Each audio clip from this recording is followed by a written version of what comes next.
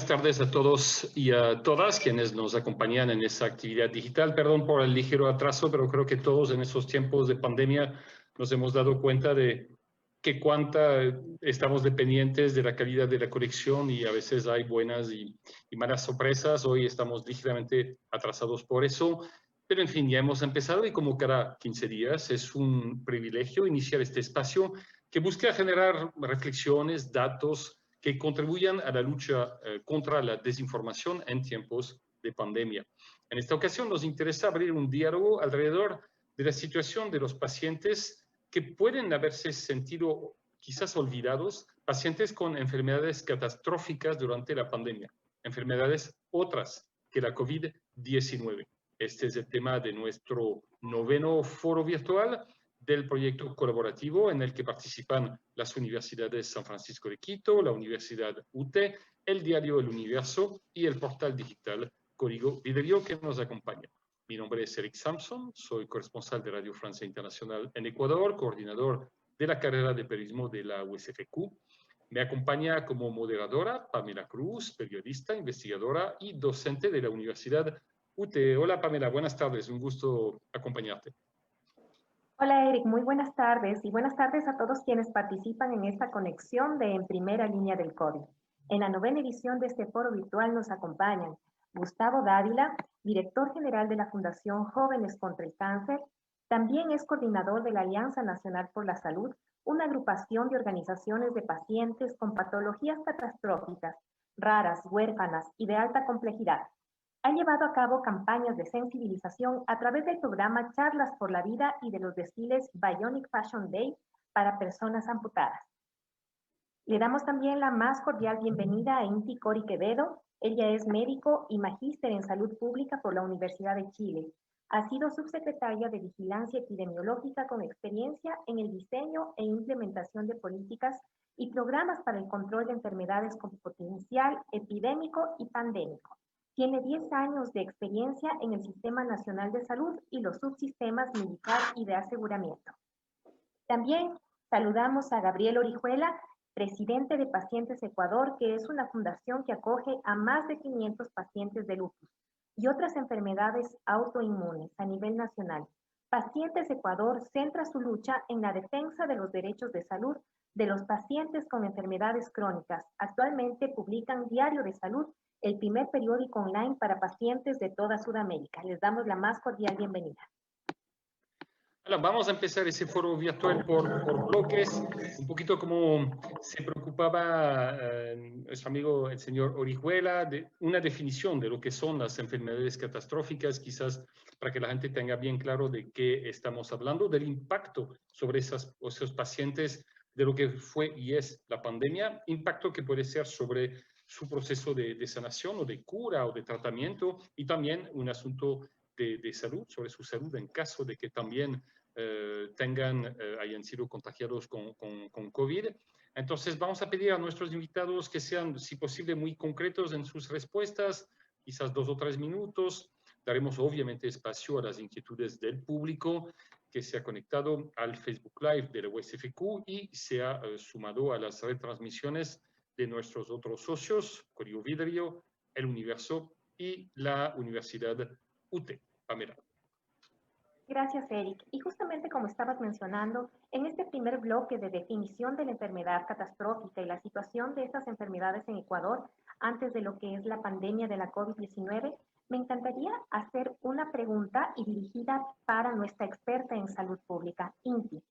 Nosotros de continuo estamos escuchando, leemos o miramos información relacionada con salud en medios de comunicación y redes sociales, pero no todos logramos profundizar en la terminología médica.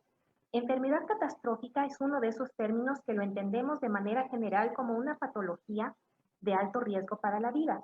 Sin embargo, hay una complejidad detrás de esa definición. Entonces, las preguntas que planteamos de inicio son: ¿qué es una enfermedad catastrófica? ¿Qué es una enfermedad rara o huérfana? ¿Y cuál es el proceso médico para diagnosticar y tratar una enfermedad catastrófica y una enfermedad rara? Inti. Muchísimas gracias, buenas tardes con todos y con todas. Antes que nada quiero felicitarles a ustedes por esta iniciativa. Yo he sido una seguidora de estos conversatorios que han sido muy importantes en un momento como el que está viviendo el mundo entero. Ahora para contestar su pregunta, Tania, sí, efectivamente, perdón. Sí, efectivamente, más allá, digamos, de las definiciones que se hicieron en su momento en términos de política pública, y aquí digamos, quisiera hacer la diferencia entre una terminología para poder crear políticas, planes y programas para abordar la complejidad de ciertas enfermedades, va más allá, digamos, de la definición clínica de las enfermedades, ¿no? Inclusive existen algunas enfermedades que ni siquiera se encuentran codificadas en lo que nosotros conocemos como el CIE-10, ¿no? Que es el manual de enfermedades internacionales para que todas las enfermedades que conocemos aquí en Ecuador tengan el mismo nombre en Europa, tengan el mismo nombre en Asia, ¿verdad? Y por eso existe esta forma de catalogarlas, de clasificarlas. Este es lo que se conoce como el código CIE-10, ya está el CIE-11, digamos, ya está por publicarse también. Entonces, es el manual de clasificación internacional, es un manual de clasificación sobre todo estadístico para que todos los países puedan hablar el mismo idioma. Ecuador, en cambio, y también lo ha hecho la OMS, tiene una clasificación más en términos de política pública de lo que son las enfermedades catastróficas o lo que son las enfermedades huérfanas o raras. Son enfermedades en el caso de las enfermedades catastróficas, ¿por qué su nombre de catastróficas? Porque generan no solamente, digamos, un impacto en la salud de las personas, sino un impacto económico, un impacto social con estas enfermedades, porque sus tratamientos son precisamente de alto costo, ¿no? En el caso de las enfermedades huérfanas y raras, se las cataloga de esta manera porque algunas de ellas inclusive no se encuentran todavía, hay una clasificación clínica, digamos, los médicos se reúnen y dicen, esta es una enfermedad rara, ¿por qué? Por su baja prevalencia, porque se presenta muy pocos casos de manera mundial y en los países, pero además porque tienen todavía complejidades para su clasificación, no se ha podido estandarizar en todo el mundo y por eso algunas de ellas no se encuentran catalogadas. Le doy un ejemplo, la diabetes mellitus tipo 1, ¿ya? A mí me la enseñaron en la universidad desde que uno aprende clínica 1, sabe que existe la diabetes tipo 2, la mellitus, que es la que todos conocemos, y la diabetes tipo 1, que antes se le conocía como la diabetes juvenil. Esta enfermedad no se encontraba en el primer CIE-10. En el CIE-10 revisado, en una adaptación, en un alcance que le hacen a esta clasificación mundial, ya se encuentra esta enfermedad, ¿no? Entonces, eso, aunque ustedes no lo crean, el simple hecho de cómo llamamos a las enfermedades también genera complejidades al momento de abordarlas, ¿ya? Al momento de poderlas buscar, de poderlas contar y de poder además establecer políticas públicas para su control, su prevención, su abordaje integral, porque muchas veces no es solamente el tratamiento médico, farmacológico, sino que hay otros cuidados, hay otras demandas sociosanitarias que nacen a partir de estas enfermedades. Por lo tanto, estos términos de catastróficas, huérfanas o raras, son sobre todo terminologías para poder abordarlas en términos de políticas públicas. Bien, y doctora, entendemos entonces que de país a país puede haber definiciones importantes. Yo sé que igual aquí en Ecuador, por ejemplo, algo diferente, o sea, los pacientes del síndrome de Laron, ellos pedían que lo suyo sea considerado como catastrófico, pero eso es en debate. Eso es un poco, sería quizás otro debate por lo que nos interesa hoy, pero gracias por su definición. Yo tengo una pregunta para Gustavo Dávila y Gabriel Orihuela. Bueno, según el Ministerio de Salud, hay 9 enfermedades catastróficas reconocidas en Ecuador, como la doctora acaba de explicar, desde todo tipo de cáncer, tumor cerebral, insuficiencia renal crónica, en fin, hay varios. Mientras que las enfermedades raras son más numerosas, ¿no? Creo que llegamos a más de 100, 107. como el lupus, o sea, que les interesa.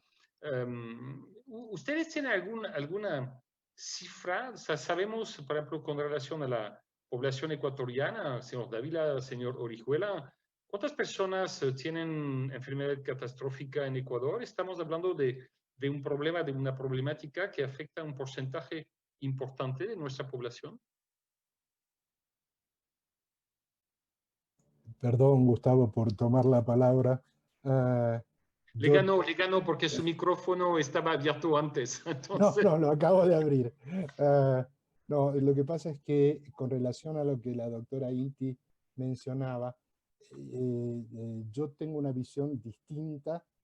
Claro, ella lo ve desde el tema de la gestión de la salud pública y entiendo su definición desde su visión. Yo trato de dar la visión más entendible para el paciente. Eric mencionaba recién de que los enfermos del AROM querían ser clasificados como enfermos de una enfermedad catastrófica. ¿Pero por qué piden eso? ¿Porque es bonito tener un membrete de enfermedad catastrófica? No, es por los beneficios que pueden tener de bonos y otras prestaciones del gobierno si la enfermedad es declarada catastrófica. Esto no se conduce con la realidad de qué es una enfermedad catastrófica. Uno puede tener, por decir algo, un cierto tipo de cáncer, que a priori no es catastrófico porque muchos cánceres son curables. Entonces, si es curable, no debería ser clasificado como catastrófico. Pero si no es tratado adecuadamente, puede llegar al punto de incapacitar al paciente y además de requerir que familiares del paciente lo tengan que cuidar porque el paciente llega casi a un grado de invalidez. En ese caso, ese paciente está enfrentando una situación catastrófica.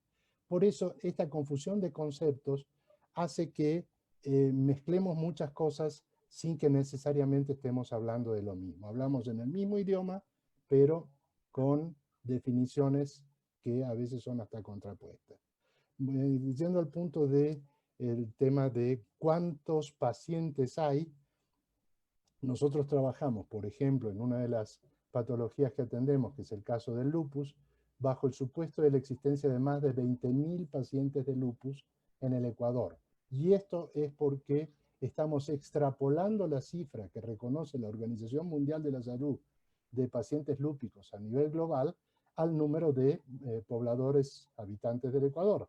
Desgraciadamente no hay una información publicada por el Ministerio de Salud Pública que nos diga que de acuerdo a los enfermos que se han tratado en el sistema público de salud y usando la clasificación internacional de enfermedades, el CIE-10 que mencionaba la doctora Inti, nos puede decir, no, hay 14.222 o hay 54.384. No tenemos ese dato. Eso, señor Orihuela, ¿a qué para usted se debe? Porque uno pensaría que los pacientes deberían estar identificados en hospitales, con sus médicos tratantes, o sea, deberíamos tener cifra, ¿no?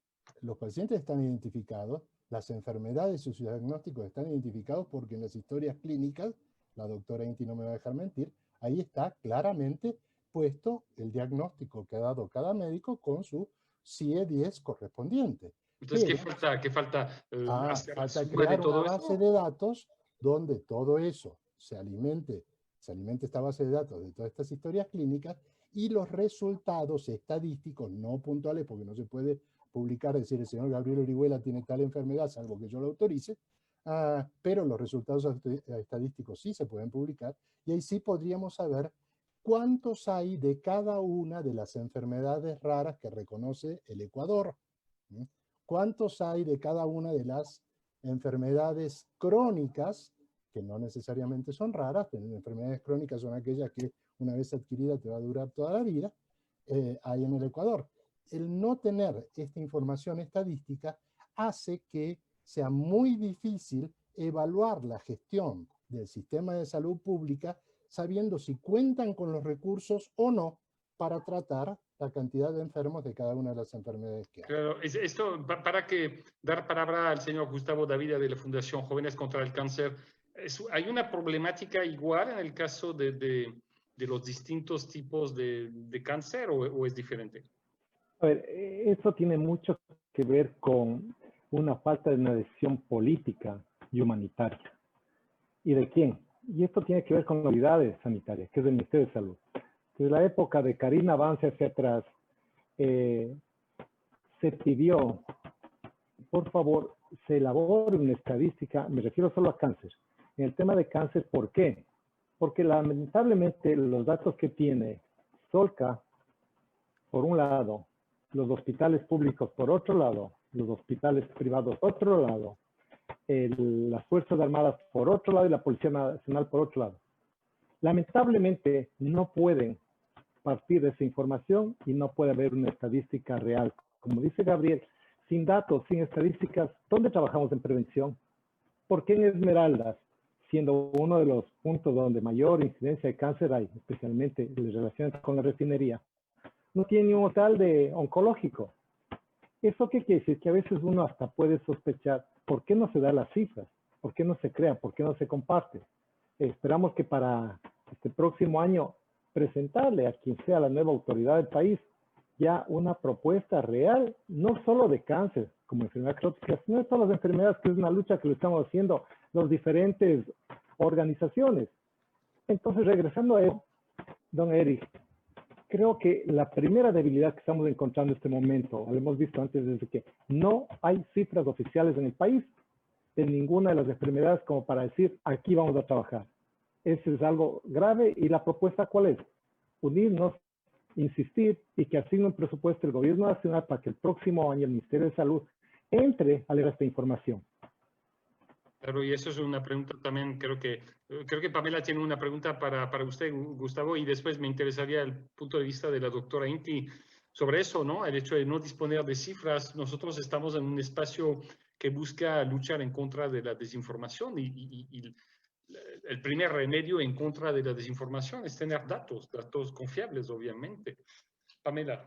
Sí, justamente. Entonces, señor Dávila, si usted está mencionando que existe este problema en relación a lo que vendrían a ser estas estadísticas y solamente habrían como unos subregistros en cuanto a los pacientes con cáncer, ¿cómo está entonces la situación, por ejemplo, de la entrega de los medicamentos a y el acceso a los medicamentos, por ejemplo, de personas con cáncer? Porque según el Ministerio de Salud Pública, el cuadro básico para las enfermedades catastróficas cubre 116 medicamentos y dentro de esas enfermedades catastróficas entonces estarían todos los tipos de cáncer.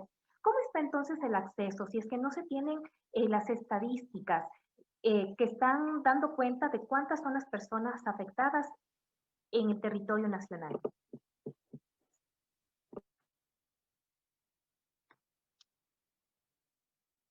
Ahí sí. Mire, lo increíble, ¿no? Tenemos que salir pacientes con cáncer, con diferentes enfermedades, a la calle, a hacer plantones en Quito, Guayaquil, el año anterior, fuertemente, desde niños con diagnóstico de cáncer, con triple vulnerabilidad.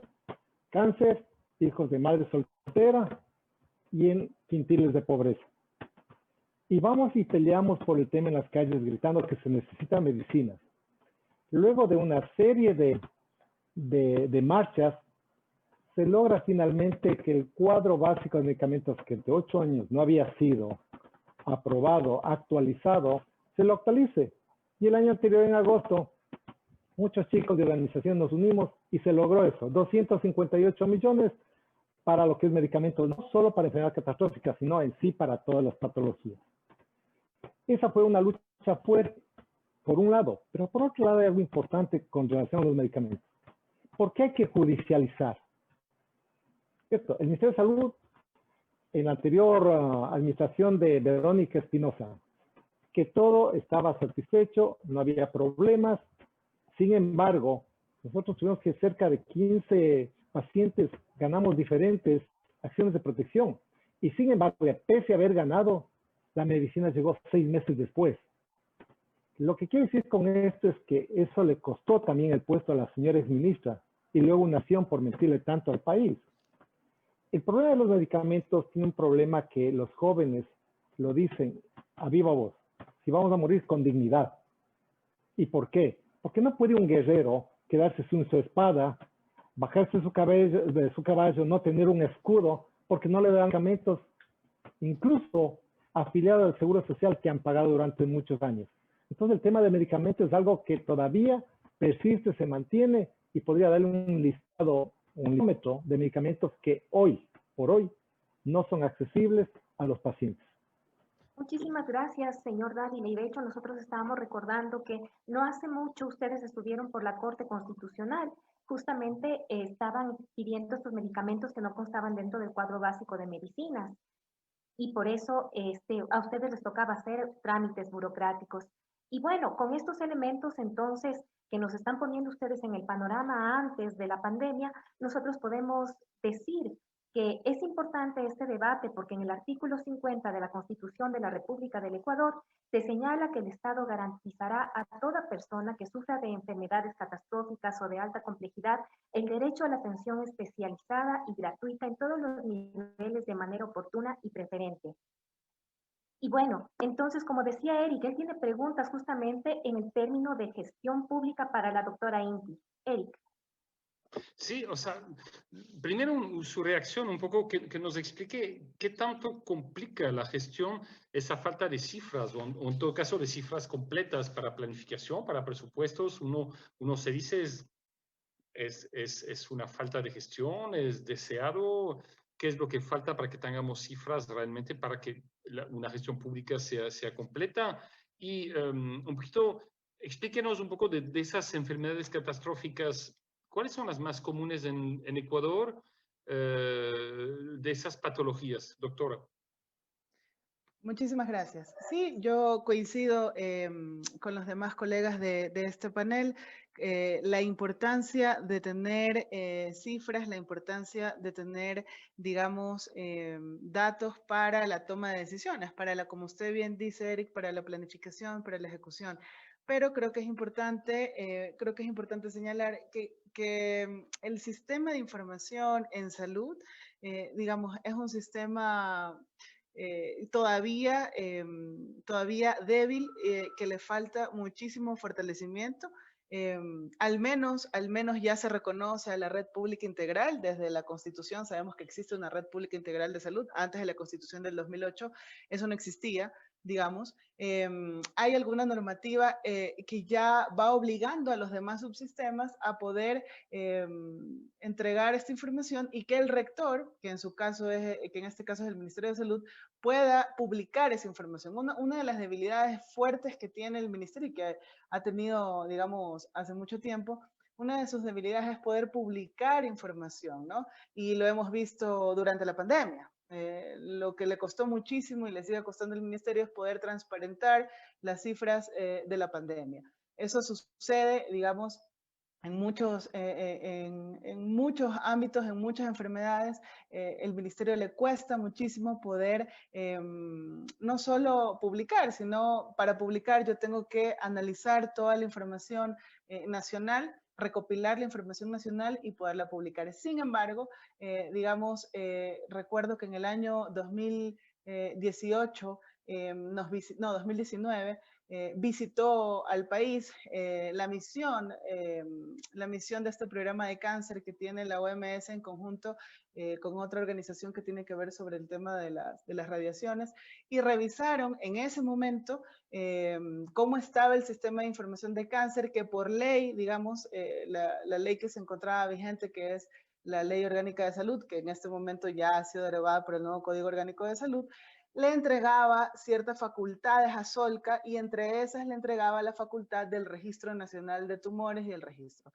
Sin embargo, yo coincido con ustedes que eso sigue siendo insuficiente cuando la información no está publicada. Puede ser que el ministerio la tenga, yo no lo sé, puede ser que la tengan guardados en los cajones, pero en términos de participación ciudadana, de control social, sigue siendo insuficiente que esta información no se encuentre publicada, porque al igual que ustedes, cualquiera se preguntaría entonces cómo planifican, ¿no? Sí, Eso como por un presupuesto, etcétera, etcétera.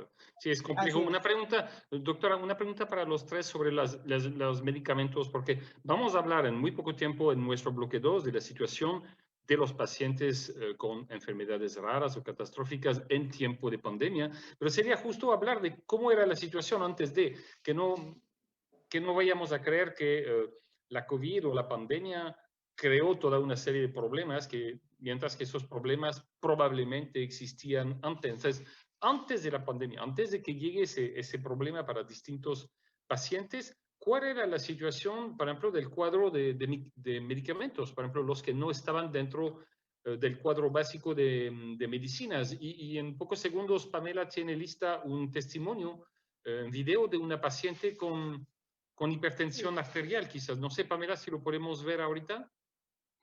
Claro que sí, entonces les voy a compartir.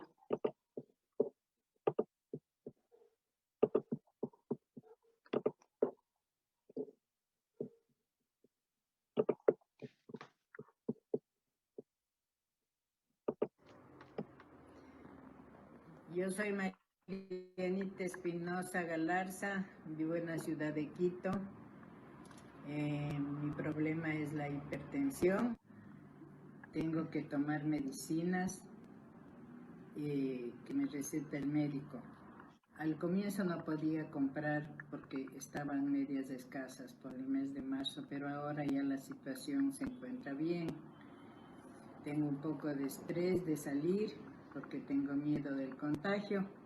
No me he ido a clínicas ni a hospitales, y también la telemedicina no lo he hecho por este problema, y espero que ya las cosas vuelvan a su normalidad y para poder ya salir al médico. Pablo, aquí el ejemplo de una señora a la cual podrían quizás reaccionar. Le vamos a pasar una primera pregunta del público, quizás va a venir de una señora Sara de la Puente, que pregunta qué tratamientos proponen a un paciente con cáncer que en esos tiempos de pandemia no tiene los medios para pagar lo usual. O sea, si existe algún tipo de plan B. No sé quién se lanza. Sí, Gustavo.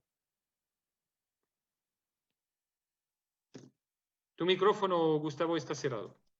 Ya le estaba cediendo a Gabriel la palabra. No, Gabriel, lo que pasa es ahí. que la pregunta de la persona, del oyente, quizás lleva un poco a confusión.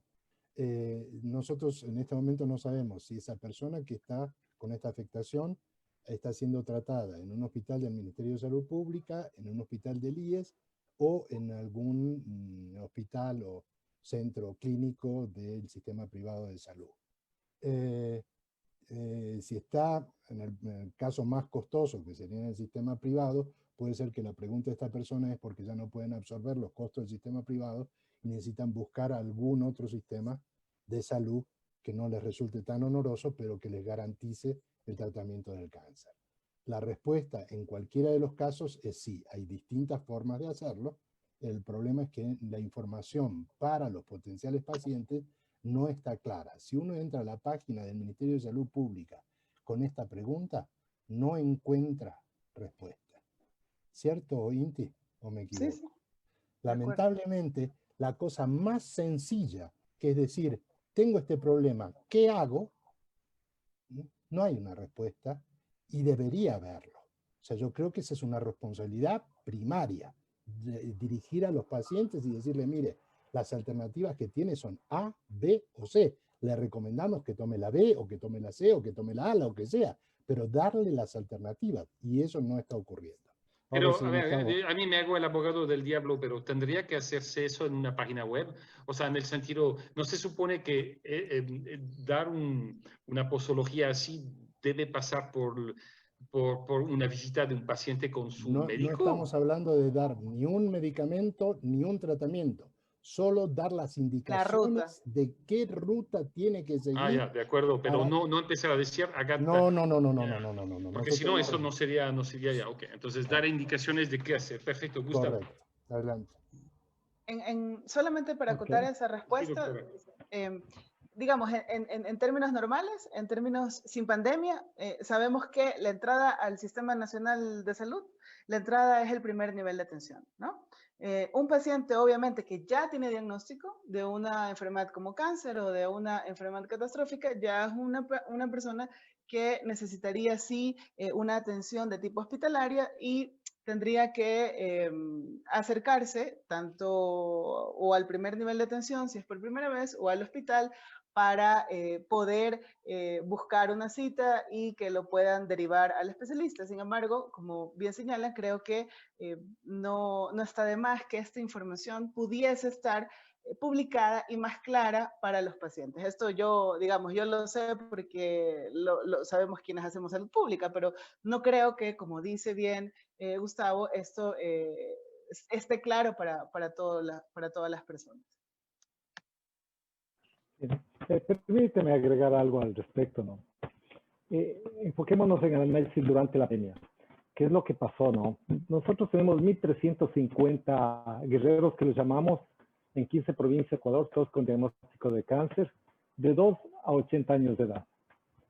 Y fue interesante un análisis que hicimos en esta muestra, y tuvimos nosotros un 33% que perdieron sus turnos, consecuentemente perdieron continuidad en sus tratamientos. Durante la pandemia, el 16 de marzo hasta junio, que comenzaron ya a reaperturar. Un 44% problemas con relación al tema de medicamentos, al retiro de medicamentos. ¿Y esto por qué? Porque no podía retirar si no era el paciente directamente o su representante legal. Tercero, más del 85% tuvo el problema grave de movilización y lamentablemente en el país está centralizado en 4 lugares el tema de cáncer.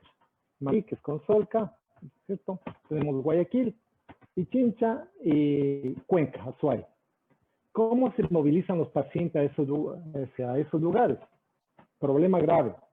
Adicionalmente a eso tuvimos un problema de más de un 65% de quienes lograban trasladarse con costos elevados, un pasajito Esmeraldas-Quito, 12.50 la ida, 12.50 la vuelta. En esos días de costar $140 un taxi. En consecuencia, llegaban a la capital y nos quedamos sin albergues. El 65%, repito, el 65% no tuvo acceso a dónde quedarse, porque para más suerte del Ministerio de Salud, un albergue que nosotros logramos de atención integral para jóvenes con cáncer, lo cerraron. A eso se suma toda esta problemática dentro de la pandemia. Pero, ¿qué pasó? Ahí venía lo que decían los demás, la información. Inti decía también, o sea, si no hay una información, ¿cómo llegamos? Nosotros para el mes, fines de marzo, nos anticipamos haciendo un manifiesto al Ministerio de Salud. Por favor, ya comenzó estos problemas en otros países. Por favor, vamos con la teleconsulta. Vamos con la autorización a que medicamentos pueda retirar una tercera persona. Y adicionalmente eso, que las recetas, repito esto, no tengan una validez de 30 días, sino se amplía a 90 días. Y las derivaciones, porque comenzaron a ser represados los tratamientos. Recuerden ustedes lo que pasó en el hospital Bacos, tuvieron que cerrar y a los niños les mandaron a sus casas y no podían viajar. O sea, eso sí fue una catástrofe, realmente.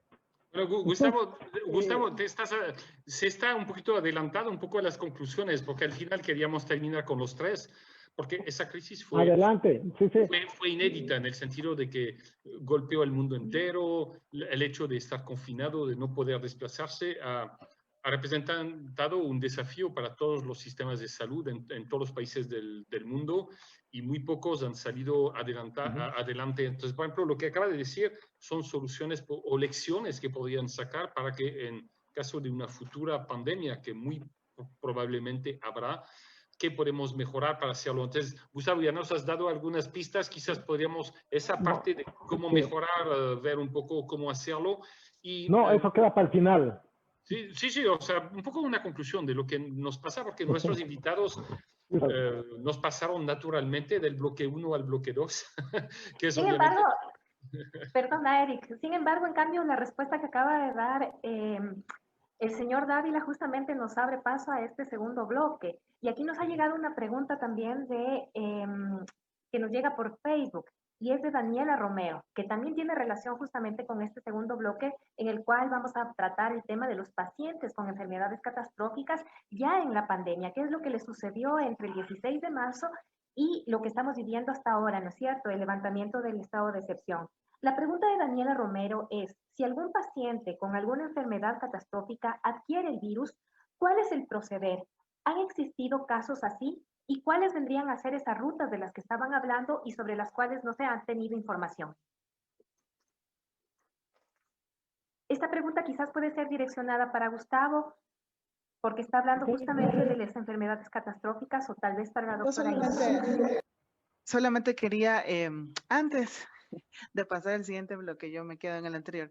Rapidito, solamente quisiera decirles que un poco la 9ª revisión del cuadro básico, que es la anterior, cuando vino esta comisión y dejó un informe escrito al país, se lo dejó al Ministerio de Salud, es una comisión de la Organización de la Energía Atómica, Organización Internacional de la Energía Atómica. Uno de sus señalamientos fue que Ecuador tenía inclusive más medicamentos contra el cáncer que la lista de medicamentos que tenía la OMS, ¿no? Y en términos de los medicamentos, siempre este es un tema, digamos que creo que no vamos a estar todos de acuerdo, pero siempre este es un tema que tiene que analizarse desde la perspectiva de la evidencia científica de la eficacia sobre la sobrevida, ¿no? En esto es experta, por ejemplo, la doctora María Belén Mena, que también estuvo en uno de estos conversatorios a propósito del dióxido de cloro, que yo lo seguí.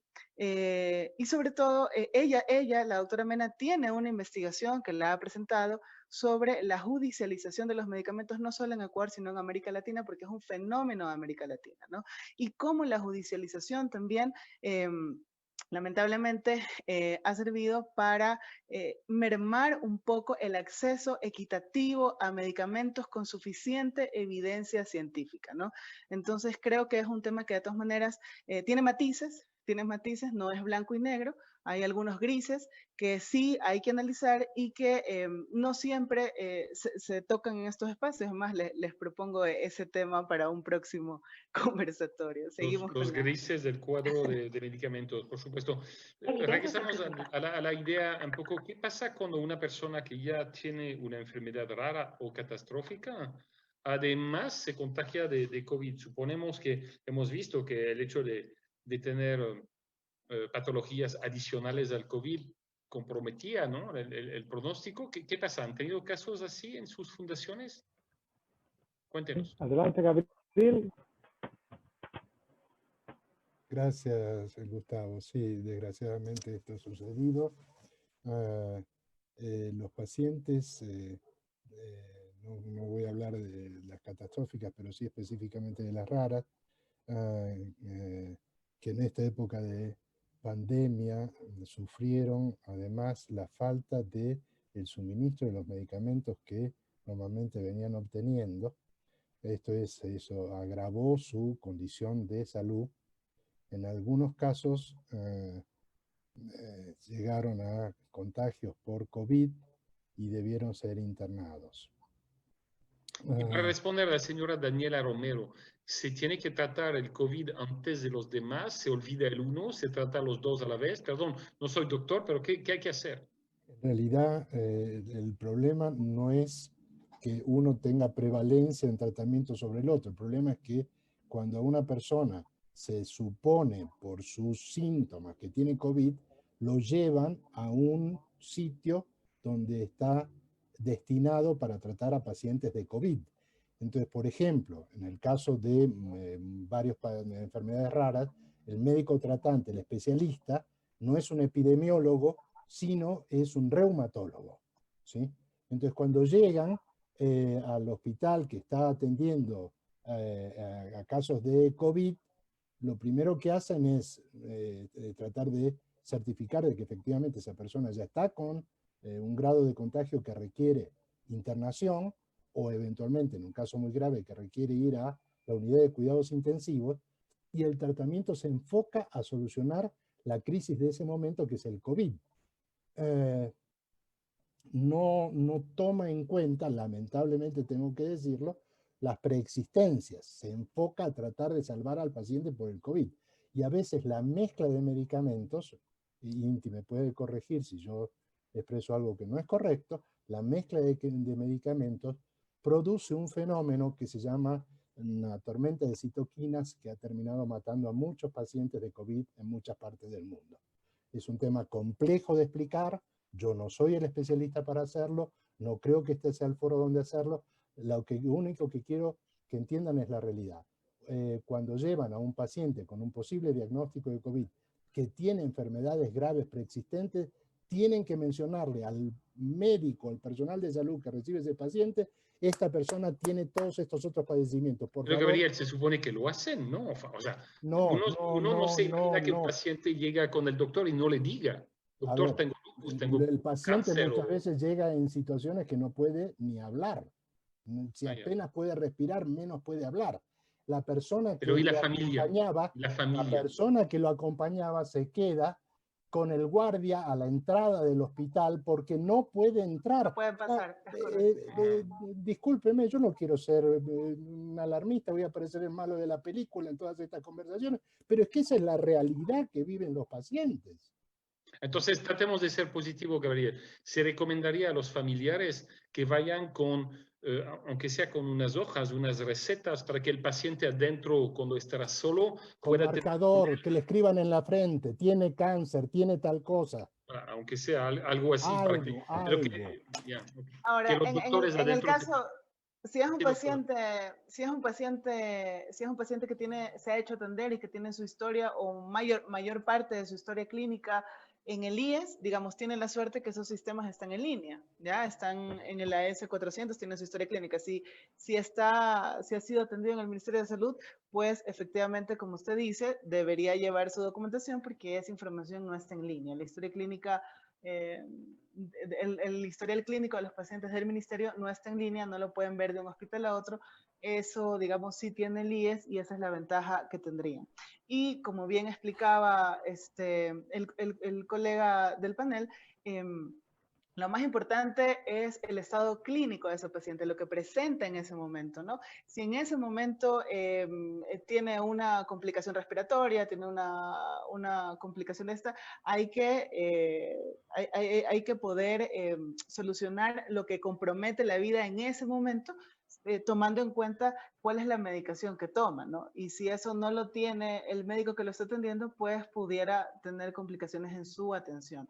Y creo que con esto iniciamos quizás la otra parte, que es la preparación de todos los servicios, de la atención primaria, de las vacunas, pero también de las enfermedades catastróficas, también para los pacientes con enfermedades huérfanas o raras. Es decir, se nos viene una ola, se nos viene un torbellino, se nos viene un ciclón. Estamos aquí todos en la familia. Entonces, ¿cómo preparamos para que la abuelita enfrente el ciclón?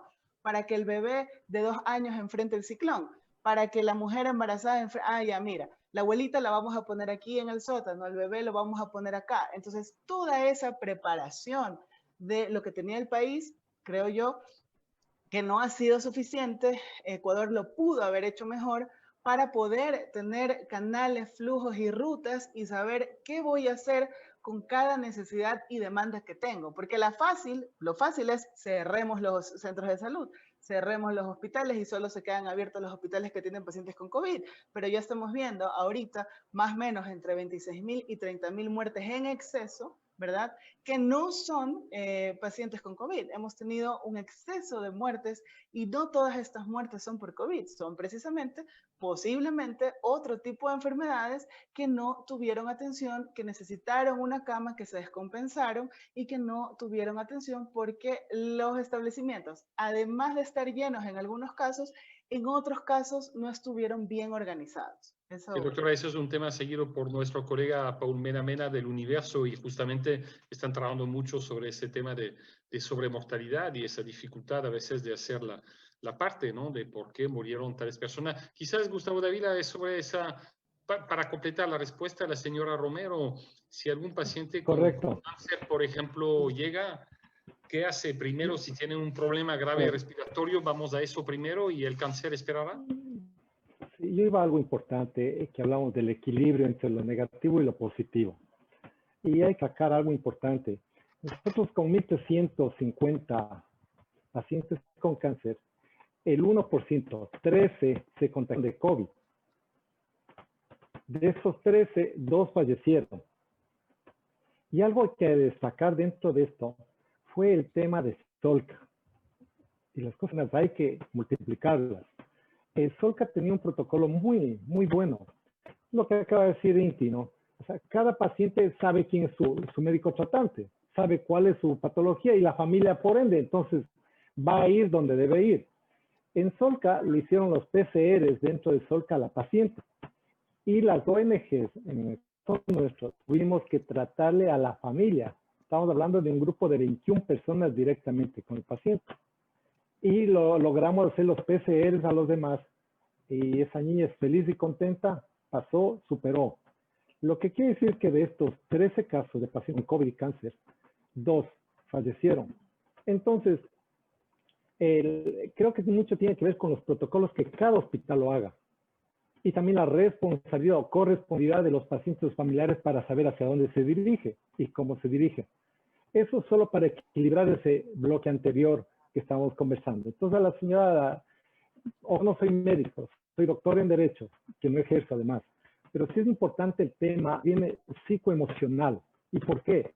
Porque muchas veces, Eris, Pamela, Inti, Gabriel, el miedo nos paraliza.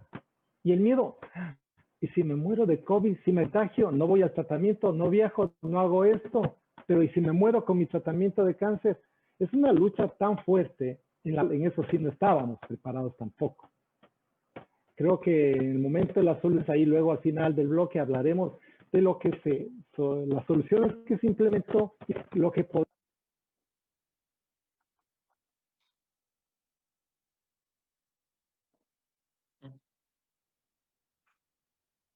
Mira, creo que sigues tú, que creo que hemos perdido Gustavo. En todo caso, de mi lado no escuché las últimas palabras de Gustavo, no sé si ustedes. Sí, en todo caso, igual hubo un problema de conexión, pero lo que estaba haciendo referencia Gustavo era en cuanto a las soluciones y él estaba mencionando que en el último bloque entonces podríamos hablar. Y efectivamente, ya que estamos abordando el tema de la preparación, digamos, que debería tener el sistema de salud ante cualquier tipo de enfermedad, incluyendo el tema de las pandemias, pero también cuando se presenta casos que son no planificados ni tampoco proyectados.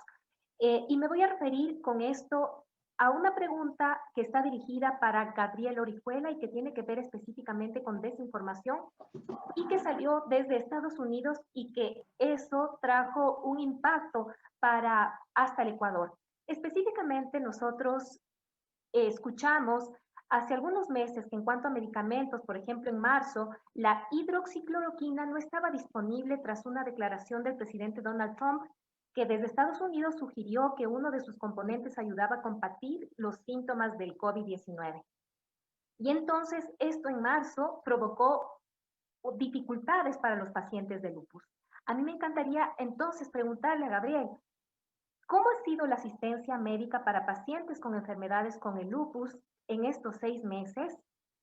¿Cómo ellos han podido acceder a los medicamentos? Ya ustedes nos estaban comentando en el bloque anterior acerca de estos medicamentos en general para las personas que tienen enfermedades catastróficas y enfermedades crónicas y raras también.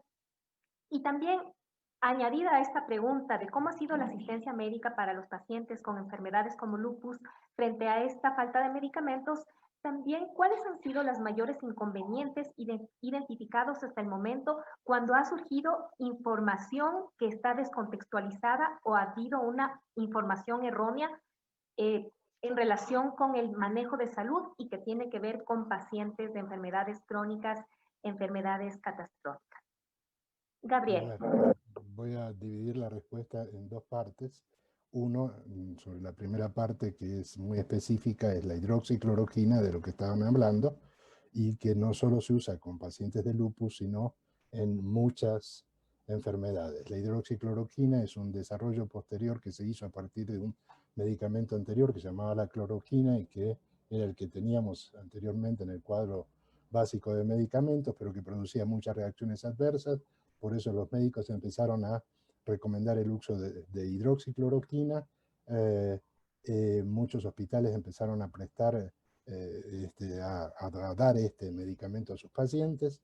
Aquellos que no lo conseguían en los hospitales lo adquirían en las farmacias privadas. cuando las desgraciadas declaraciones del presidente de los Estados Unidos, al cual los periodistas le dan mucho micrófono, deberían cerrarle de vez en cuando el micrófono, salió diciendo de que tenía suficiente hidroxicloroquina para todos los estadounidenses. Resulta que en el resto del mundo, las personas que ni siquiera estaban enfermas de nada, ante el temor de que no hubiera hidroxicloroquina para si les llegaba a dar COVID a alguno de los miembros de su familia, fueron a las farmacias y vaciaron el inventario de las 3 formas de hidroxicloroquina que se vendían en Ecuador. O sea, por si acaso. Por las dudas. O sea, el miedo es miedo, hay que entenderlo. Y tenemos nuestra versión ecuatoriana también, ¿no? Sí, sí, sí. De hecho, esto se fue solucionando paulatinamente a través de distintos mecanismos. Un laboratorio cuya marca es más conocida en la provisión de hidroxicloroquina, le hizo una donación importante al Ministerio de Salud, que alcanzó a distribuir a algunos hospitales, no a todos porque no alcanzaba. Hace pocos días atrás, el gobierno de la India hizo una nueva donación de 600.000 dosis, de las cuales 200.000 fueron al Ministerio de Salud Pública, 200.000 fueron a una organización de pacientes en Guayaquil, y 200.000 las hemos recibido en la Fundación Pacientes Ecuador para donarla a pacientes que la requieran. O sea, ha habido formas de ayudar. Pero, ¿qué significa? Para ser claro, eso fue el inicio de la pandemia. La situación ahora, ya estamos en septiembre, por ejemplo, con relación a ese medicamento, ¿ya está resuelto el problema? ¿Ya hay suficiente? ¿Los pacientes de lupus ya lo encuentran y al precio oficial? ¿O todavía no? Sí, en algunas ciudades sí, algunos pacientes sí, en otras ciudades no. ¿Cuáles ciudades nos pueden nombrar? A ver, como siempre el hilo se corta por lo más delgado. Los que más sufren son los pacientes en las zonas rurales, la gente más pobre de este país. Son los que menos acceso tienen. Inti no me va a dejar mentir, si vamos a cualquier centro de salud de las poblaciones rurales y le pedimos que nos muestren lo que hay en farmacia, lloraríamos de la pena. Eso no es así, Inti. ¿Por qué? Porque lo que tienen es lo mínimo que normalmente se usa para el tratamiento de las cosas comunes que se pueden necesitar. Pero cuando los pacientes que tenían enfermedades distintas necesitaban tratamiento, lo que hacían es enviaban a ese paciente a las grandes ciudades y ahí iban a hospitales especializados y en la farmacia de esos hospitales se les entregaban los medicamentos. Ok, entonces hay todavía un porcentaje de pacientes muy grande, que no tienen acceso, o por lo menos, ¿y qué pasa si realmente lo necesitan? Porque me recuerdo, usted me había comunicado con pacientes que decían que de vez en cuando tenían que pagar mucho más. O sea, usted denunciaba la existencia de un mercado negro de eso. Eso sigue de gente que vendía la caja muy caro, muy por encima de. ¿Podría retomar eso? Para y que hablemos de datos paró. concretos, Eric, una caja de 20 pastillas de hidroxicloroquina, sea de marca, sea genérica, en Ecuador tiene un precio oficial de $17.40. Hidroxicloroquina de 200 miligramos, 20 pastillas. Hace 2 meses atrás había gente que las vendía a $100 o más esa misma caja, ¿no? Yo no quiero acusar a nadie porque yo no soy ni fiscal ni policía, pero es la realidad que veo por los pacientes. O sea, 6 veces más caro hace 2 meses, ¿y ahora? No, ahora eso casi ha desaparecido porque como ya hay más medicamentos disponibles, sea en los hospitales, sea en las ONGs, eso ha tendido a desaparecer, por lo menos en este tipo de medicamentos. Hay otros en los que todavía hay mucho problema. Gustavo, ¿tuvieron ese mismo problema los pacientes de la fundación? Un mercado negro de medicamentos, la obligación de arreglarse como se podía para conseguir esos medicamentos, ¿o no? No, lamentablemente en los medicamentos de cáncer incluso persisten los problemas de la falta de medicamentos.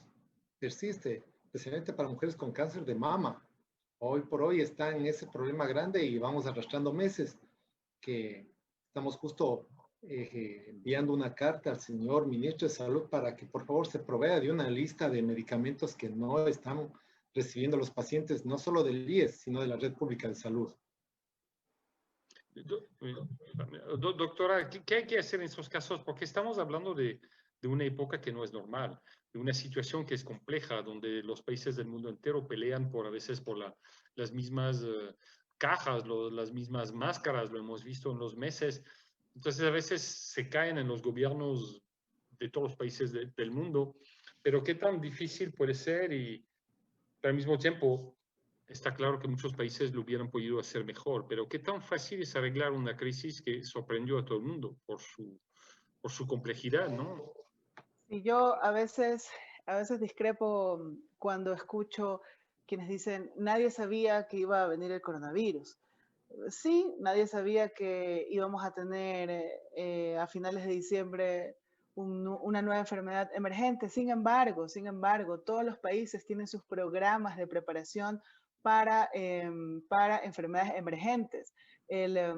Nuestro manual, el Código Sanitario Internacional, precisamente lo que busca es preparar a los países. Inclusive todos los países evalúan cada año 13 aspectos, se evalúan, mandan su evaluación y dicen cómo me fue en la respuesta, en estos 13 puntos. En algunos puntos son laboratorio, respuesta, comunicación y demás. Es decir, todos los países tienen un aparato, ¿verdad?, que todos los años se evalúan para saber cómo van a responder frente a una crisis pandémica como esta, ¿ya? Los países esperan para esto, los países se preparan para esto, para poder responder. Lo que hemos visto, lo que ustedes comentan, lamentablemente lo que pasó con las cloroquinas, es la falta de autoridad sanitaria, la falta de rectoría, la falta de institucionalidad para, en un momento de crisis, poder, por un lado, regular correctamente y atender a todas las poblaciones. Es lo que yo le digo, si va a venir una estampida de caballos, ¿usted a quién alza si vienen los caballos y que no puede correr? Coge al niño y lo alza para que efectivamente no le pase eso. Es lo mismo que se tiene que hacer, sobre todo con las personas y con los pacientes que están en mayor vulnerabilidad o que tienen mayor riesgo. Tenía que separarse la misma medicación. A ver, se me viene la ola, se viene el ciclón. Mis pacientes con diabetes, con hipertensión, mis pacientes con cáncer, mis pacientes con lupus, tienen su medicación, por favor, hospitales compren, abastézcanse. No sabemos qué va a pasar, no sabemos no sabemos cómo va a estar la logística. Y esto lo sabíamos desde el 30 de enero, desde el 15 de enero que ya la OMS publicó a la ESPI, es decir, ya declaró una enfermedad de importancia internacional, un evento de importancia internacional. Por lo tanto, todos los países tenían que disparar toda su cadena logística, tenían que desplegar todas las acciones para prevenir. Yo creo que Ecuador no hizo lo suficiente y luego cuando nos encontramos, y ahí volvemos al tema de la evidencia, no había evidencia alguna, ni que las cloroquinas, ni las hidroxicloroquinas, ni la ivermectina, no me acuerdo qué otro medicamento, no había evidencia. No había una evidencia que diga que estos medicamentos tenían algún efecto sobre el virus. No había evidencia. Por lo tanto, no podía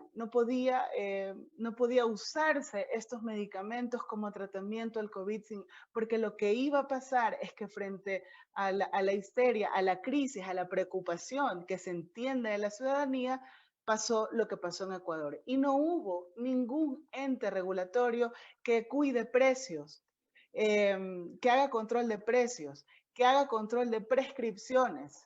¿A quién le están prescribiendo cada quien? Sí, doctora Inti, luego de estos 6 meses, entonces, ¿cómo mira usted? ¿Hay pistas en relación a que se ha mejorado en cómo nos tomó la pandemia en un inicio? ¿Hay pistas? Es decir, ya estamos nosotros, se ha levantado el estado de excepción, seguimos en la crisis sanitaria. ¿Qué piensa usted? ¿Cómo vamos a salir en la evaluación de este año? Teniendo estos 6 meses un poco complejos, como ustedes nos han dado los datos, pero ¿cuáles vendrían a ser entonces las proyecciones, de acuerdo a lo que usted nos está indicando? Yo creo que uno de los aspectos a evaluarse, digamos, va a ser el resultado final, los resultados de impacto, la mortalidad, la morbilidad. la mortalidad en exceso, las tasas de letalidad del coronavirus. La tasa de letalidad, o la letalidad en todo caso, la letalidad de cualquier epidemia, llámese Zika, llámese chikungunya, llámese ébola o llámese coronavirus, siempre está mediada por 3 factores. Por la virulencia del bicho, digamos, por los aspectos propios del bicho, por el sistema de salud. Es decir, no es lo mismo y lo vimos en el mundo entero, digamos, como ciertos países, potencias mundiales como Estados Unidos, ciudades enteras como Nueva York, fueron caóticas y su respuesta fue un país que puede llegar a Marte, tomar una piedra de Marte y traerla al planeta Tierra, no pudo, ¿verdad?, responder como debió haber respondido para sus ciudadanos. Por lo tanto, yo creo que en términos de la evaluación, para evaluar a los países, hay que evaluarlos, sí, de manera cuantitativa, pero también habrá que saber, en el caso de Ecuador, cuáles fueron las causas de muertes, de estas 30.000 muertes en exceso. Porque eso me habla a mí del desempeño, cómo se desempeñó la autoridad sanitaria, cómo se desempeñó el sistema de salud frente a una crisis como esta, cómo no se han protegido a los pacientes, y creo yo que creo que ahora se empieza a regularizar un poco. Sin embargo, no es suficiente para proteger a todas las personas que no tuvieron coronavirus, pero que tienen otras enfermedades. Cirugías represadas, camas de UCI que no estuvieron atendidas, el losartán o la metformina, los medicamentos para los pacientes crónicos. ¿Cuántos adultos mayores o personas con enfermedades crónicas están sin medicación? Entonces creo que efectivamente la evaluación va a pasar por los resultados finales que nos está dejando la pandemia al Ecuador. Y sobre eso creo que Pamela tiene una pregunta del público. Sí, en realidad sí. Bueno, sabes, Eric, que me está gustando muchísimo esta conversación porque nos están dejando unos temas interesantes para posibles próximos webinars, ¿no? Hasta aquí el tema también de lo que decía la doctora Inti en relación a lo que viene a ser esta evaluación a partir de las cifras. Y esta es una pregunta que nos viene desde del Facebook y es de Alexis Apolo. Él dice, en tiempos de coronavirus, ¿cuál ha sido la disponibilidad del sistema de salud pública para personas con enfermedades catastróficas? ¿Se les ha dado prioridad sobre las personas infectadas con COVID-19 o viceversa? ¿Qué es lo que ha sucedido? ¿Qué es lo que ustedes saben desde las fundaciones y que también desde la gestión pública?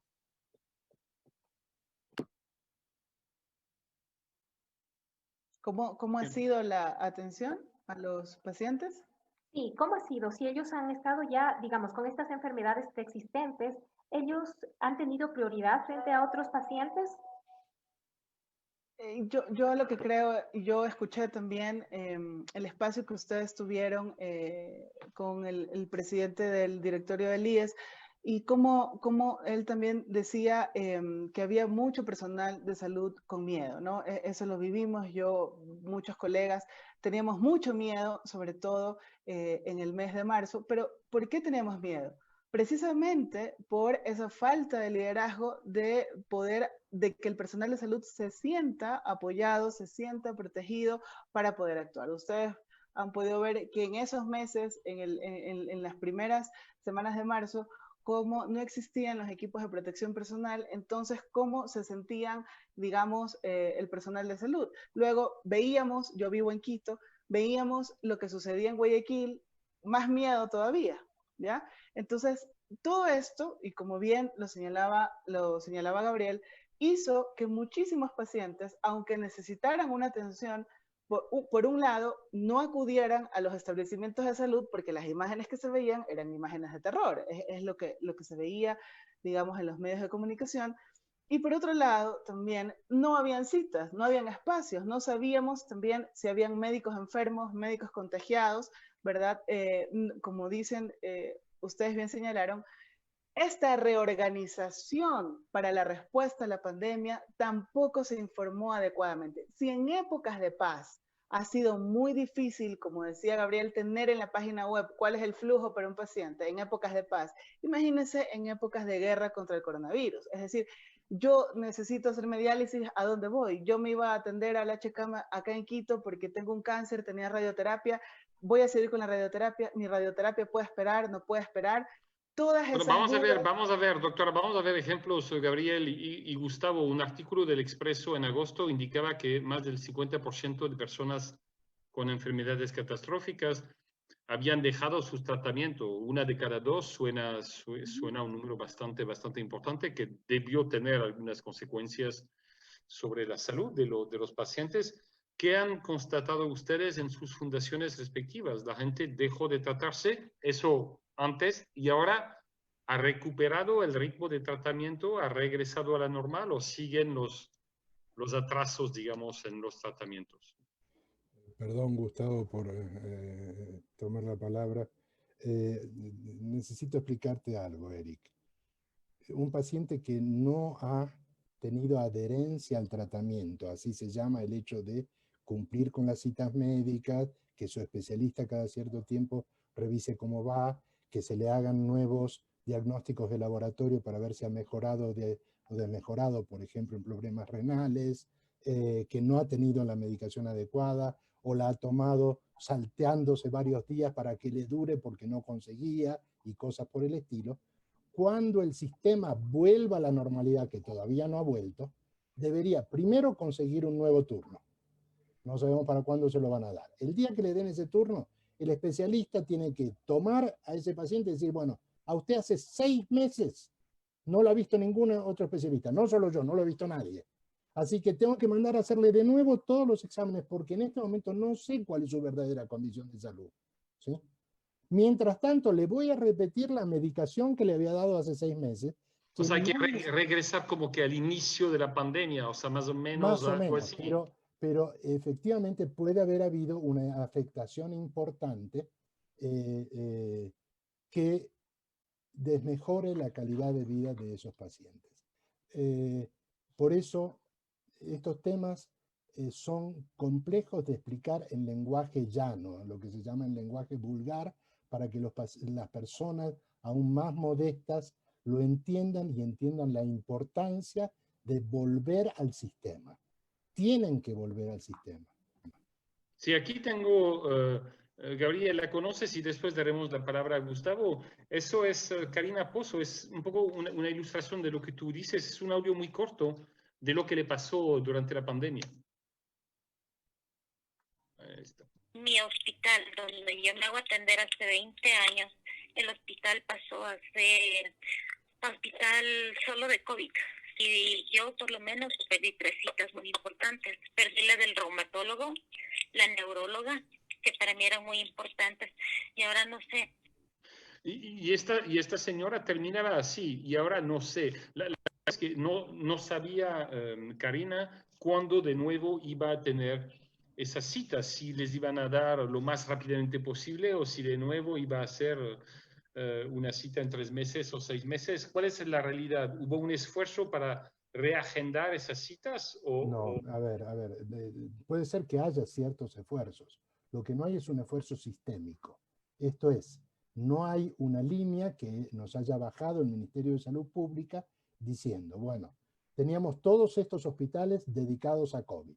Ahora vamos a ir, como se ha reducido, o esperamos que se haya reducido la influencia de la epidemia, vamos a liberar a algunos de ellos para que vuelvan a ser hospital de especialidades. Un Pablo Arturo Suárez, un Eugenio Espejo, en fin, muchos hospitales de especialidades. Para que los pacientes que necesitan médicos especialistas puedan pedir turnos en esos hospitales sin el riesgo de encontrarse que llegan a un hospital donde le dicen, no, entre por la puerta de atrás para que no pase por toda la zona que hay pacientes de COVID. Que eso ha pasado mucho en estos últimos tiempos.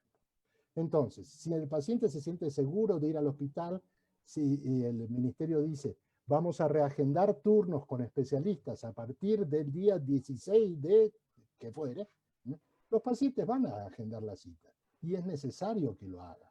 Pero necesitamos que alguien con autoridad defina cómo se va a hacer esto, cuál es el plan para hacer esto. Esto no eso, por ejemplo, Gustavo podría completar eso. ¿Qué pasa con eso, por ejemplo? Porque el tiempo de los médicos, hay un cierto número de doctores que no es extensible y su tiempo es limitado a 24 horas al día y tienen que dormir un poco, se han sacrificado mucho. Entonces, ¿cómo hacer para recuperar meses de citas que no se han dado?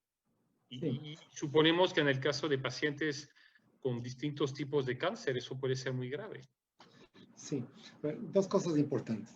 La primera, que fue una propuesta inicial que hicimos, era el tema de las derivaciones. Si el hospital Vaca Ortiz, que es pediátrico, y lo cierran, ¿dónde van esos niños? No hubo un plan de contingencia, no hubo un protocolo hacia dónde, se los mandó a sus casas, tuvieron que estar 29 niños en un albergue, encerrados, hasta buscar la forma de movilizarlos, ¿no es cierto? Un tema. El otro tema creo que es importante, lo que decían desde el comienzo, de nada sirve tener un webinar, hablar de esto, si no hay una evaluación, y para esa evaluación necesitamos datos, cifras, que permita que la siguiente pandemia, todo lo que está recopilando el día de hoy, más lo que puedes recopilar, les sirva a las autoridades para que actúen con trayectoria, con autoridad, y que no vuelva a ocurrir eso. Y dentro de eso, dejo la inquietud, Eric, y a quienes hacen este hermoso panel, para la próxima, ver si se puede invitar. Nosotros tenemos la ANS, Alianza Nacional por la Salud, más de 30 organizaciones que cada uno en su diagnóstico puede darle cifras exactas de lo que ocurrió en cada una de las organizaciones, en Quito, Guayaquil, Cuenca. Esos ingredientes van a permitir tener una evaluación macro para decirle, vea, señor ministro, vea, señor presidente, vea, Comisión de la Salud, esta fue la información que no debería volver a ocurrir. Y estas son las propuestas hacia adelante. Entonces, Gustavo, tú ya adelantaste eso anteriormente. ¿Qué pasó con los pacientes que no pudieron viajar por el confinamiento o de los que tuvieron miedo de ir al hospital? ¿Hubo casos trágicos? Hay gente que murió, no quiero ser dramático, pero hay gente que le costó la vida eso o la gente se ha aguantado de alguna manera. Nosotros hemos tenido, fallecieron cerca de 20 guerreros en estos últimos 6 meses. 20 personas. Sea porque no tuvieron acceso a su medicina, a su tratamiento, es difícil juzgar desde ese punto de vista. Pero yo daba cifras al comienzo que no ha estado tan alejado de lo que decía el Expreso. El Expreso está hablando del 50%, nosotros hablamos del 44% y de un 33% que perdieron los turnos dentro de nuestra patología, que es cáncer, y de una muestra de 1.350. Entonces, sí hubo problemas. Lamentablemente el cáncer no espera y no es como se me ocurre a mí como un problema de traumatología o un dolor de muela. Lamentablemente el tema es que en el tiempo veremos cómo esa calidad de vida se acortó. 3 meses, 2 meses sin una quimioterapia, sin su radioterapia, eso va a tener una consecuencia terrible al final de su vida. Entonces, en enfermedades catastróficas, lamentablemente, si no tenemos medicina, si no tenemos adherencia al tratamiento, si no hay un seguimiento constante, las quimios muchas son cada semana y otras son cada 21 días. Entonces, pasarán los pocos meses y seguirán mirando los resultados de esta falta de atención, de esta falta de medicinas y esta falta de tratamientos. Bien, Pamela, creo que nos quedan unos 15 minutos. Y justamente, Eric, y en realidad hemos estado abordando el antes de lo que vendrían a ser la situación de las enfermedades catastróficas, las enfermedades crónicas, las enfermedades raras. También nos hemos involucrado en el tema del panorama, la situación compleja que se ha vivido por parte de los pacientes y de los familiares en esta pandemia. Y también se han dado como pistas para hacer una reflexión a manera de solución. Un poco nos había mencionado Gabriel acerca de estas medidas que se podrían tomar justamente para evitar que en estos 6 meses se complejice aún más este escenario para los pacientes. Gabriel, usted nos estaba diciendo que están planificando una carta para el presidente Lenín Moreno y que también están haciendo plantones. Por favor, díganos qué otras acciones van a hacer, las que ustedes van a llevar a cabo justamente en este panorama tan complejo, y cuáles vendrían a ser los pedidos exactos, porque hemos abordado la movilización, los medicamentos, el tema de los costos, los reagendamientos de citas. ¿Qué acciones y cuáles van a ser los pedidos desde la Fundación de pacientes que están afrontando cualquier tipo de cáncer? A ver, una aclaración, fue Gustavo el que mencionó. Perdón, Gustavo. Está bien. Es la pregunta para Gustavo. Sí, No, luego iré con Javier, usted, Gabriel, para preguntarle acerca de los pacientes, en cambio, no, con solo, enfermedades solo crónicas. se lo voy a mencionar porque así como Jóvenes contra el Cáncer participa en una organización que se llama la Alianza Nacional por la Salud, hay muchas organizaciones que se han creado en este tiempo, hay una federación para enfermedades raras y poco frecuentes que también se creó en este tiempo, hay otras que ya existían antes, hay muchísima gente trabajando por presionar al Ministerio de Salud, inclusive por presionar a la Asamblea Nacional por el tema del Código Orgánico de Salud y las implicaciones que tiene el nuevo código. En fin, hay muchas cosas por hacer, pero yo solo quisiera por lo menos conseguir una, y es que dentro de las estructuras decisorias del Ministerio de Salud, bajo este nuevo Código Orgánico de Salud que reforma ciertas estructuras del Ministerio, haya un espacio, esa teórica silla vacía, para que las organizaciones de pacientes podamos tener representación en las discusiones y en las decisiones.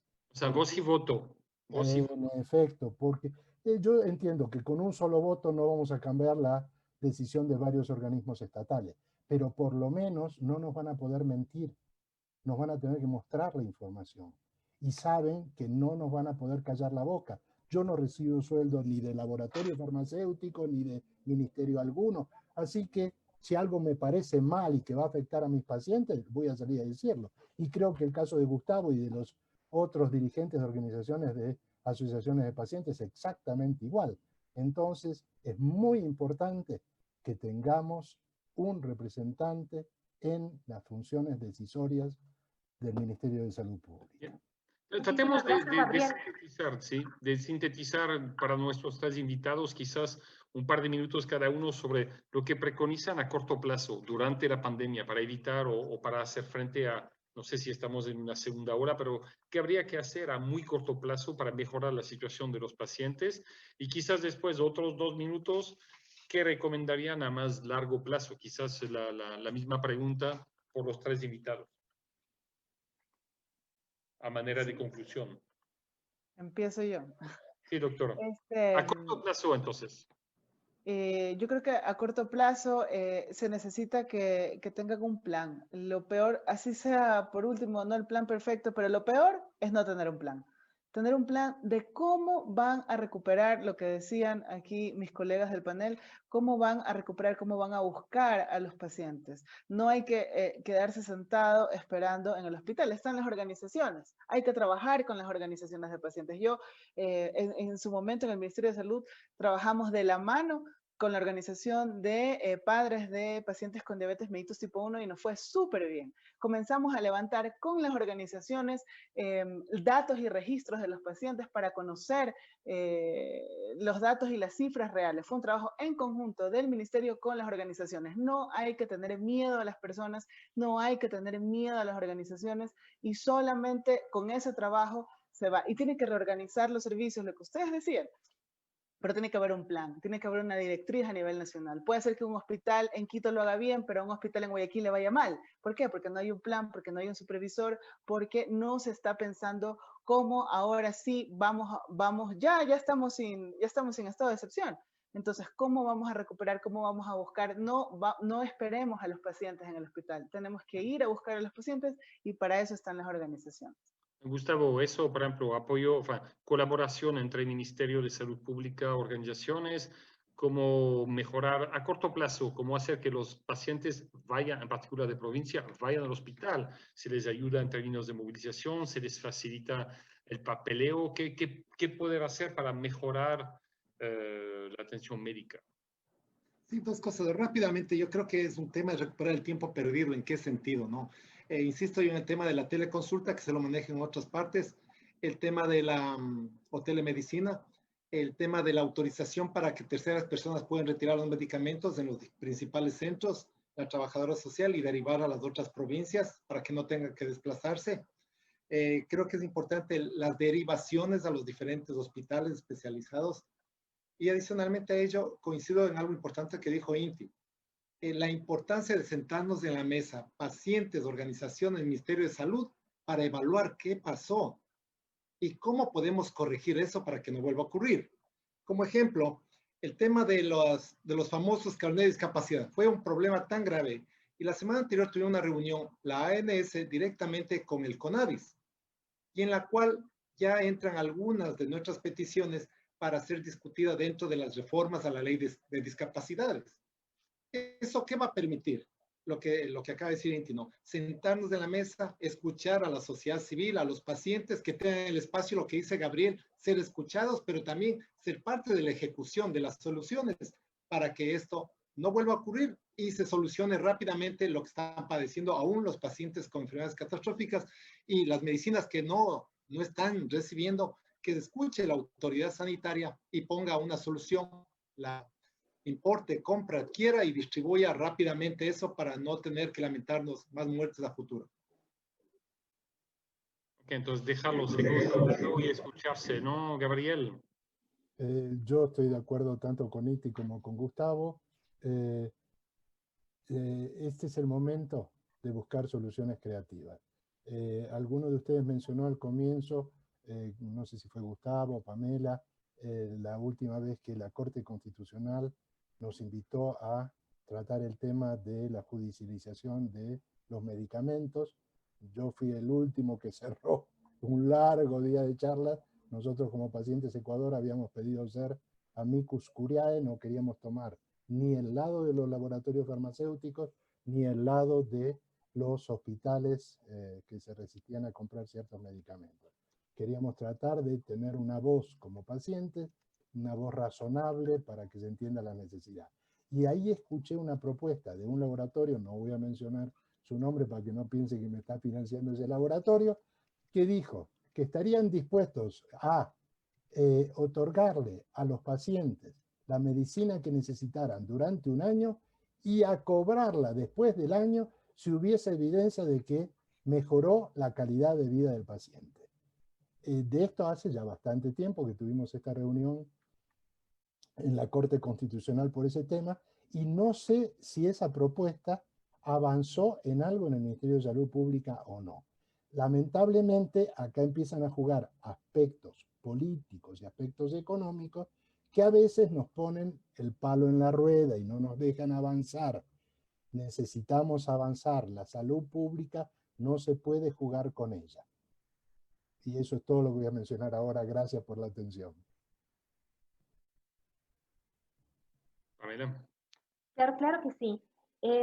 Bueno, ustedes nos están hablando acerca de estas acciones a un mediano plazo, a un corto plazo. Ahora, en general, pensando en que la rectoría está en las instancias de salud, si bien han hablado ustedes del tema de la participación y la necesidad de ser escuchados dentro de un escenario en el cual se ha invisibilizado o tal vez se ha dado información muy fragmentada, tal vez una conclusión general en relación a qué hacer en las proyecciones de cómo se presenta la situación de las personas y los familiares que tienen enfermedades catastróficas frente a la pandemia, que finalmente no hay proyecciones de cuándo vaya a terminar. La OMS ha dicho que vamos a tener que convivir con ella. ¿Cuál vendría a ser entonces esta reflexión final en cuanto a las acciones que ustedes van a hacer permanente y de largo alcance en relación a la situación que ustedes están enfrentando?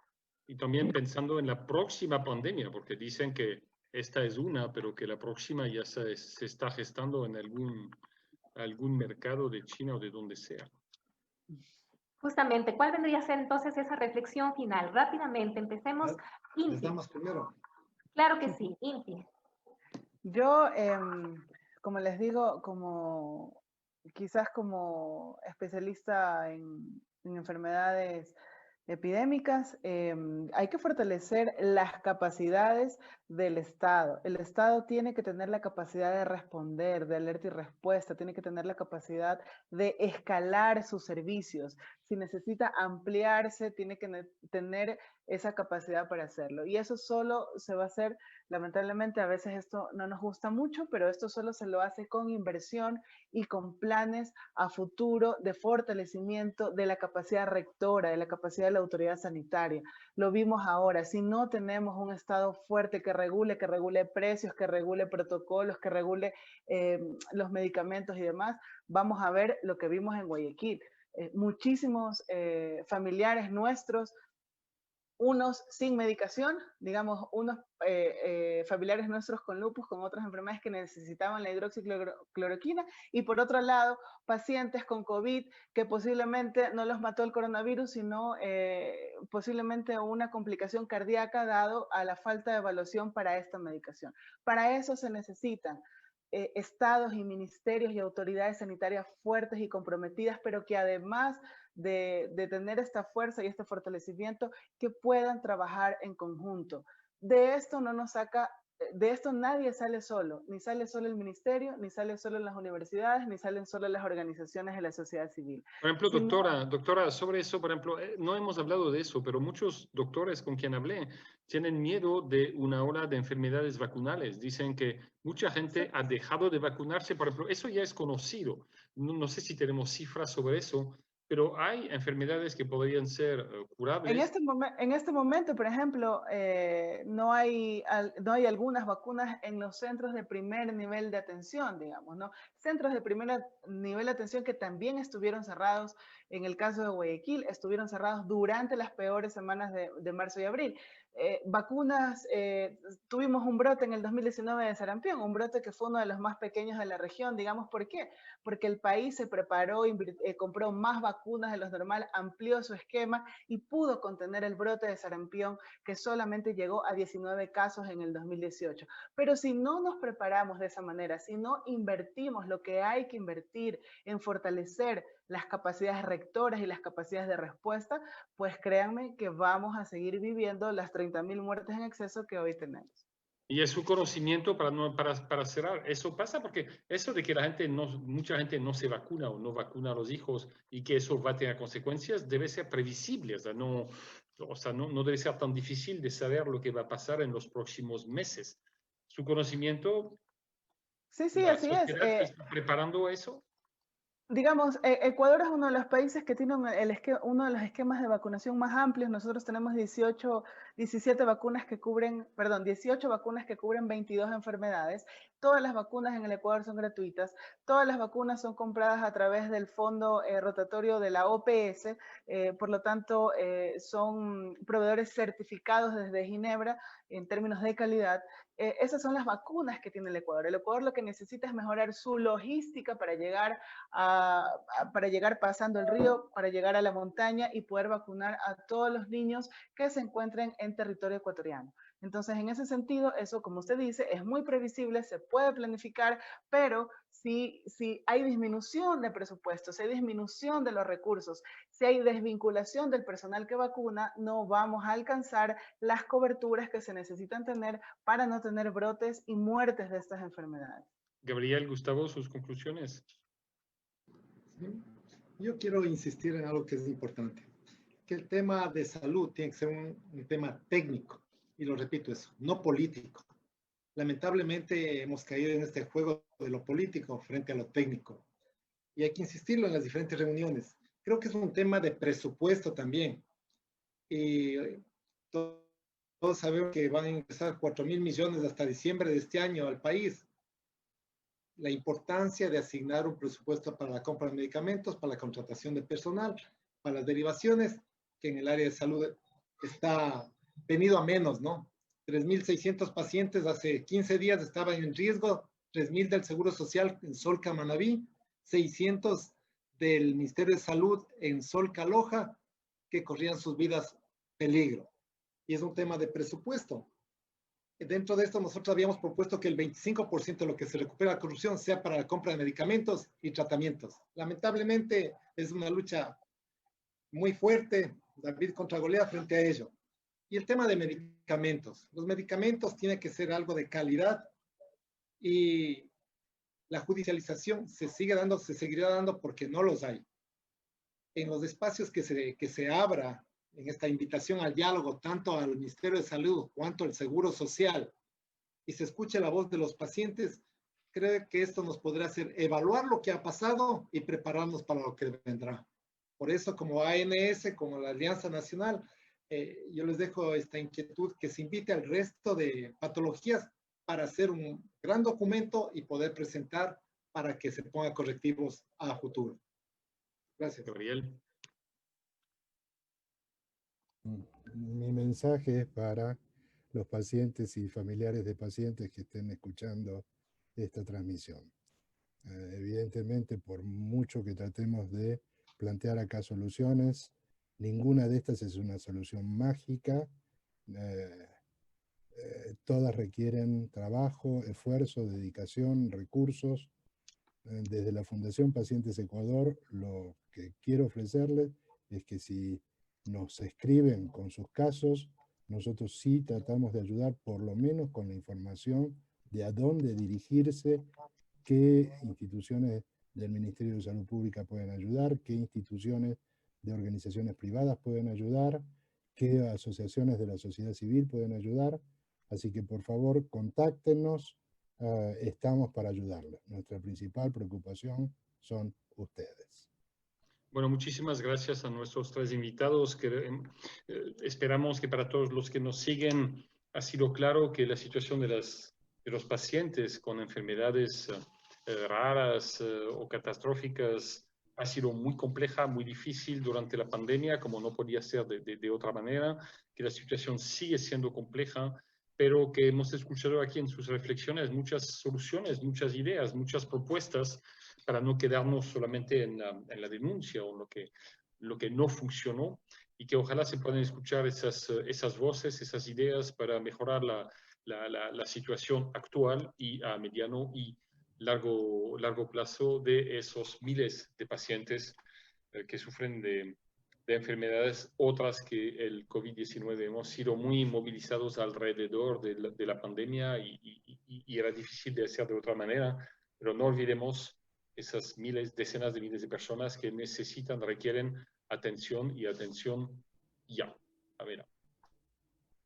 Me sumo a ese agradecimiento que estás haciendo, Eric, para Inti Quevedo, para Gustavo Dávila, para Gabriel Orihuela, por su tiempo, por la participación en este foro virtual y sobre todo por ayudarnos con insumos para entender el escenario complejo por el cual atraviesan las personas, los pacientes que tienen enfermedades catastróficas, enfermedades crónicas y enfermedades raras.